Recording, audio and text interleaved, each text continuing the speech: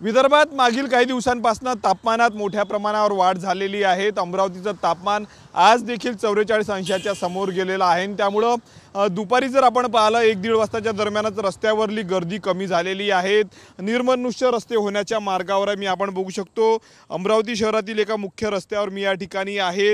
जिल्हाधिकारी कार्यालयाकडे जाणारा संपूर्ण रस्ता आहे। हल्ली जर आपण पाहिलं तर या रस्त्यावर मोठ्या प्रमाणावर वाहन चालकांची जी आहे ती वर्दळ आपल्याला पाहायला मिळत असते। परंतु आता ज्या पद्धतीने तापमानामध्ये वाढ झालेली आहे त्यामुळे अमरावतीकर जे आहेत ते घराबाहेर पडायला धजावत नाही। अत्यंत महत्त्वाचं ज्याला काम आहे तेच अमरावतीकर घराबाहेर पडत असल्याचं आपल्याला पाहायला मिळतंय। बाकी खरेदी असेल किंवा मग कुठे बाजारपेठेमध्ये जायचं असल्यास अमरावतीकर हे सायंकाळी बाहेर पडण्यासाठी प्राधान्य देत आहेत।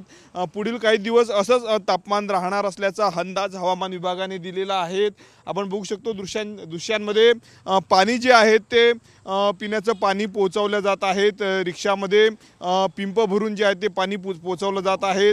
आपण बघू शकतो काळजी अमरावतीकर घेतानाचं दृश्य कुठेतरी आपल्याला पाहायला मिळत आहे, कारण सकाळी 8 वाजतापासून उन्हाचे चटके लागायला ही सुरुवात झालेली आहे। त्यामुळे आजारांमध्ये जे आहे ते आजारांमध्ये वाढ झालेली आहे। त्यामुळे कुठेतरी आता अमरावतीकर जे आहेत ते काळजी घेत असल्याचं आपल्याला पाहायला मिळतं। या वाढत्या तापमानामुळे जर आपण पाहिलं तर जलसाठ्यामध्ये मोठ्या प्रमाणावर घट झालेली आहे। धरण क्षेत्रात पाणी जे आहे ते बाष्पीभवनामुळे कमी होत आहे आणि त्यामुळे पाण्याचं संकट जे आहे ते आगामी काळामध्ये होणार असल्याची माहिती आहे।